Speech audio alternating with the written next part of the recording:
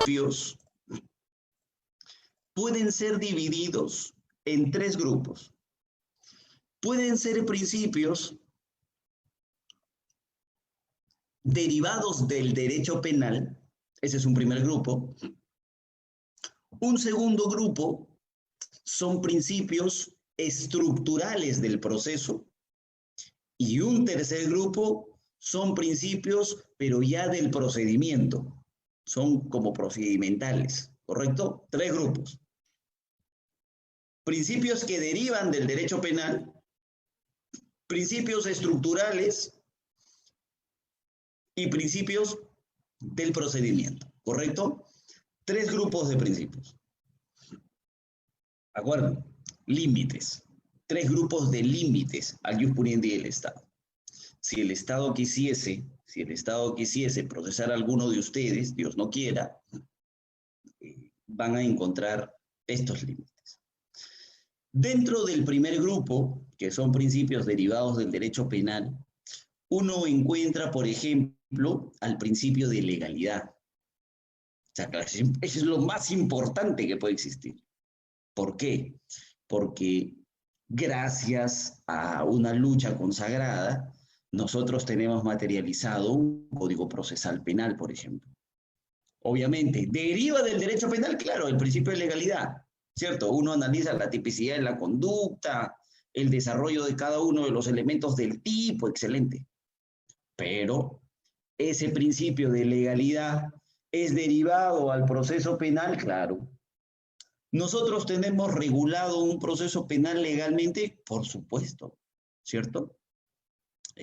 Por ejemplo, la ley dice, el Código Procesal Penal dice, que a una persona la pueden investigar en etapa de investigación preparatoria formalizada por el plazo de 8 meses, en un caso complejo, ¿cierto? Ustedes conocen, yo parto de la idea de que ustedes conocen perfectamente esa ley.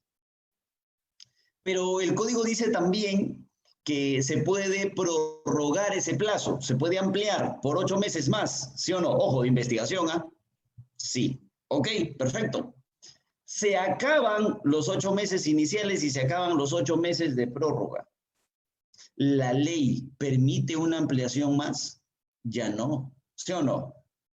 Entonces, si tú me quieres seguir investigando, tienes que respetar la ley, porque el principio de legalidad así lo manda. Ustedes se imaginan vivir en un país, obviamente no es el Perú, ¿no? Ustedes imaginan vivir en un país donde les digan lo siguiente: ¿para qué reclamas el plazo? ¿Para qué reclamas si finalmente eres inocente o no eres inocente? Sí, yo soy inocente. Entonces, deja que te investiguen, pues.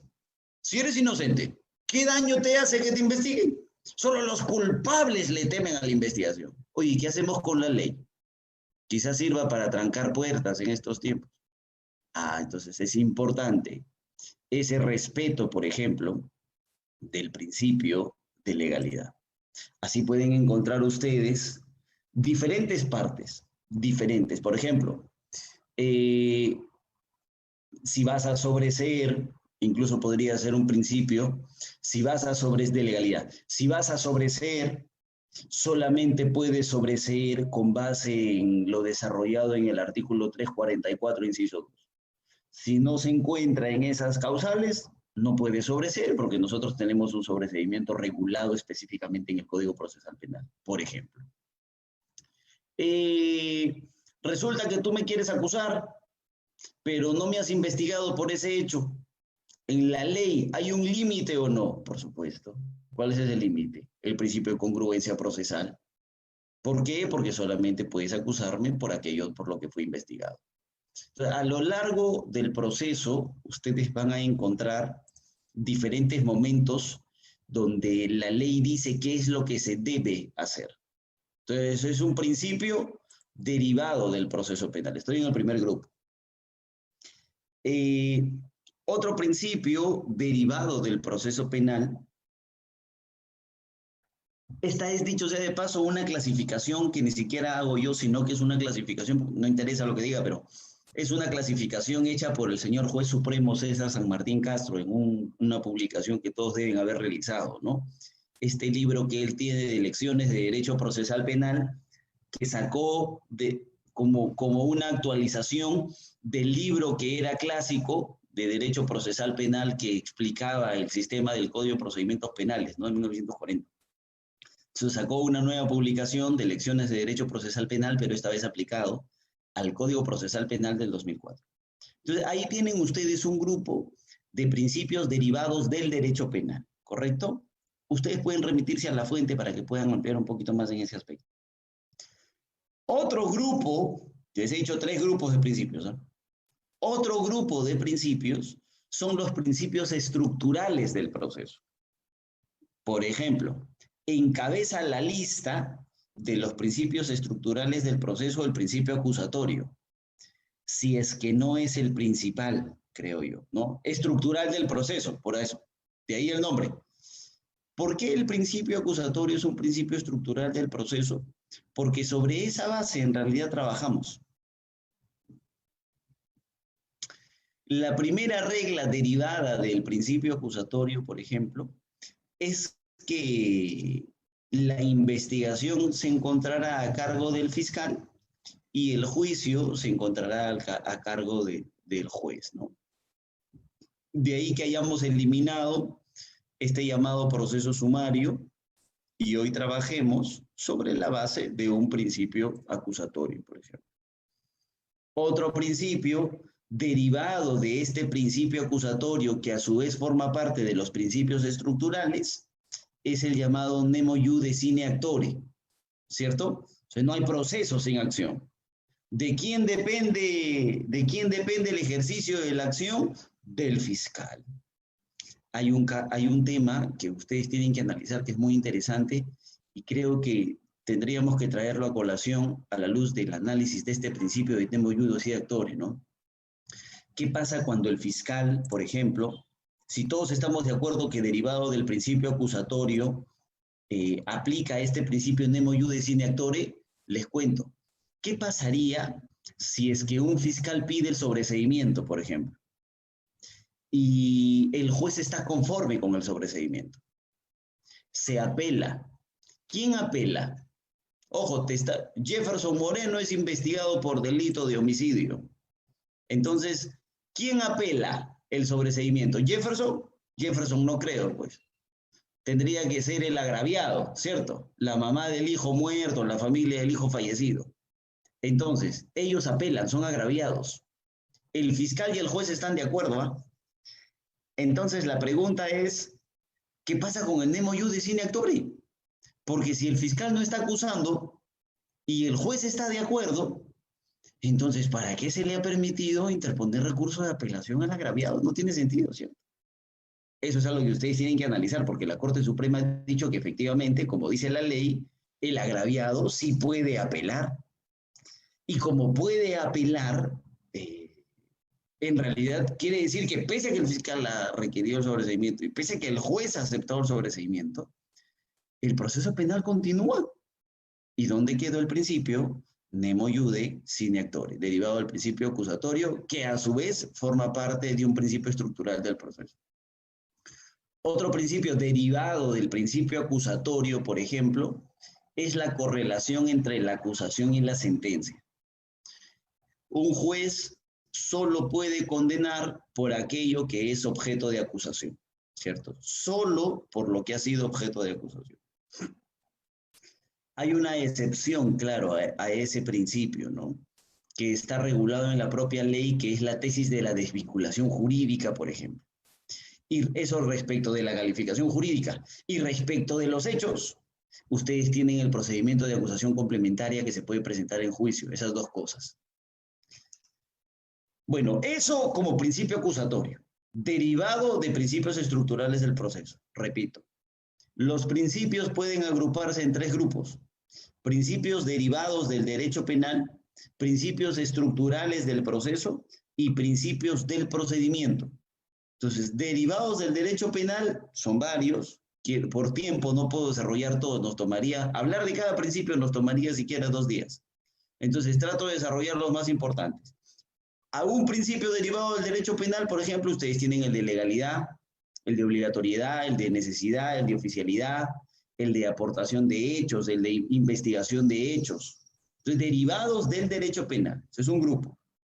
Otro grupo son los principios estructurales del proceso penal. Dentro de los principios estructurales del proceso penal, ustedes tienen principalmente al principio acusatorio, pero además tienen, por ejemplo, al principio de libre valoración de la prueba, al principio de dualidad, al principio de contradicción y al principio de igualdad de armas procesales. Entonces, son principios que forman la estructura del proceso. Por ejemplo, sin contradicción no hay proceso. Todo elemento que se quiera utilizar tiene que ser sometido a contradicción. Si no es sometido a contradicción, no puede ser utilizable. Eso es imposible. En una audiencia reciente que tuvimos, me hacen acordar mucho, que es el recuerdo más reciente que tengo. En una audiencia reciente, el señor juez dice, fiscal, le pregunta al fiscal y le dice, señor fiscal, esos elementos que usted ha presentado para solicitar la medida son elementos que le han dado a la defensa antes de la audiencia para que los contradiga, ¿sí o no? Y el señor fiscal dice, bueno, no, pero sí, ahí los tienen ellos, ahí los tienen. Entonces, ¿es importante la pregunta del juez o no? Claro. ¿Por qué? Porque un principio estructural del proceso es el principio de contradicción, ¿no? Y obviamente, además, otro principio estructural del proceso es la igualdad de armas, ¿no? Que las partes se enfrenten en igualdad de condiciones. Y otro principio estructural del proceso es el principio de valoración de la prueba. Hoy, a la aplicación del Código Procesal Penal del 2004, nosotros trabajamos sobre la base de la sana crítica, sobre la valoración racional de la prueba. Ya no tenemos nosotros un sistema de valoración de íntima convicción como existía con el Código de Procedimientos de 1940, sino que hoy el juez efectivamente es libre de valorar la prueba. No tenemos conceptos de prueba tasada, pero el señor juez debe explicar por qué llegó a esas razones, ¿no? ¿Por qué es que llegó a esas conclusiones? Eso es importante, eso sí. El juez tiene que explicar. Y obviamente eso lo hace a través de principios de lógica, a través de leyes de ciencia, a través de máximas de la experiencia. Por eso es que nosotros se dice, tenemos un sistema de libre valoración racional de la prueba que determinada por la sana crítica, ¿no? Esos son principios estructurales del proceso. Y otro grupo, el tercer grupo finalmente, son los principios del procedimiento, ¿correcto? Y los principios del procedimiento son 4, básicamente. Primero está el principio de oralidad, está el principio de publicidad, está el principio de inmediación y está el principio de concentración. Son principios del procedimiento. El principio de oralidad en realidad no está regulado, no tiene un reconocimiento constitucional, dicho sea de paso. Y segundo, si ustedes lo analizan en el Código Procesal Penal, siempre van a encontrar que la oralidad está reconocida exclusivamente para el juicio. No es algo que legalmente esté reconocida para etapas previas al juicio. Por ejemplo, si ustedes revisan el título preliminar, lo que el título preliminar del Código Procesal Penal dice es que el juicio será oral, ¿no? Contradictorio, público. Pero la oralidad no ha sido un principio regulado primero constitucionalmente, sino que deriva de los otros principios de inmediación, de concentración. Y en realidad tenemos un problema a partir de ahí, porque en el juicio, por ejemplo, ¿por qué es que la oralidad tiene un sentido muy amplio? Porque la regla en el juicio es que ya no se presenten escritos. No me acuerdo qué cliente me decía, Jefferson, pero no tienes que apersonarte. No, le digo, porque estamos en juicio. Y en juicio, la regla es que no se presenten escritos. Entonces yo llego al juicio y digo, soy Jefferson Moreno, abogado del acusado. Señor, ¿se ha personado por escrito? ¿Cuál escrito? Este es el juicio. Acá está mi defendido. Entonces se acabó el problema. No tienes que presentar normalmente las cosas por escrito. Pero en audiencias previas al juicio, por ejemplo, la oralidad, como no tiene un reconocimiento constitucional como principio, y como además su reconocimiento legal prácticamente se ha limitado a la etapa de juzgamiento, entonces lo que está pasando es que en las audiencias previas la argumentación oral se está limitando mucho a lo presentado por escrito. Y en algunos extremos diría, es una limitación bastante estricta porque en algunos casos, no en todos, el juez lo que te pide es que tú oralices solamente lo que está por escrito. Y ese obviamente es un problema. Porque si solamente podemos decir exactamente lo que dice el escrito, entonces, ¿cuál es el chiste de hacer audiencias? Porque si la audiencia es para oralizar lo que está por escrito, entonces mejor me siento, leo mi escrito y así respeto la regla de que solo tengo que hablar de lo que dice mi escrito, porque lo tengo que repetir tal cual. No le puedo aumentar ni quitar nada. Eso es un problema. Pero eso nace a partir de que la oralidad no tiene un reconocimiento constitucional, creo, uno, y dos, que la oralidad reconocida legalmente, al parecer, solo está establecida para el juicio oral, ¿no? Entonces, pero eso es un principio del procedimiento, ¿ya? Un segundo principio del procedimiento es la inmediación. Y ese es importante porque es un principio que en realidad aplica al juicio específicamente y lo que busca es que el juez tenga contacto directo con las partes y con los medios de prueba. En tiempos de pandemia, amigos, al día de hoy, se están llevando adelante juicios. Y resulta, les voy a contar una anécdota, ¿ya? Una experiencia de litigio personal. Por ejemplo, ¿qué pasa? Hay un juicio que tenemos en trámite en este momento por delito de robo, ¿ya? Delito de robo agravado encima. Y el juicio se está desarrollando hoy. Pero les voy a contar algo, ¿eh? Resulta que a este chico le imputan ser autor de robo porque en la avenida 4 sujetos le quitan el celular a una señora y la policía captura al chico que está caminando por la calle. Ya sé, ustedes no creen en principios, ¿no? Los que no creen en principios, en garantías, ya, eso por favor, ya. Pero la cosa es que hay un video. Hay un video de la municipalidad y en el video se ve que ingresan corriendo 4 sujetos y salen corriendo 4 sujetos. O sea, los 4 rateros entran y los 4 rateros salen.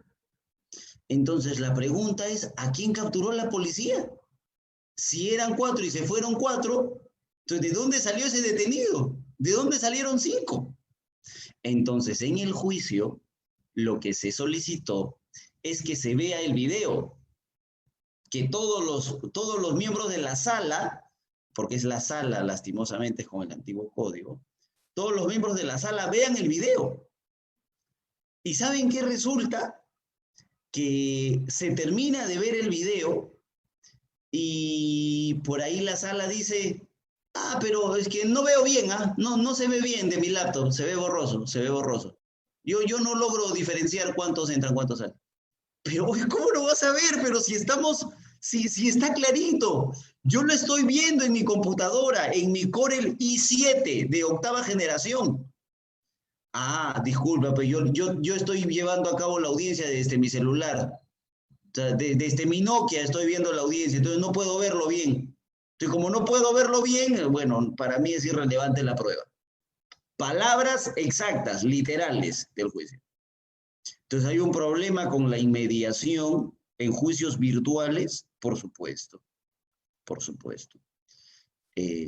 Pero para los que no lo creen, hay un principio que se llama el principio de inmediación, ¿no? Parece ser que más importante es correr contra el tiempo, porque como les digo, ¿no? A muchos no les interesa este tema de los principios y las garantías, y lo que hay que hacer es juicios, juicios. Necesitamos producción, producción. Oye, y los principios no importa, producción primero, producción.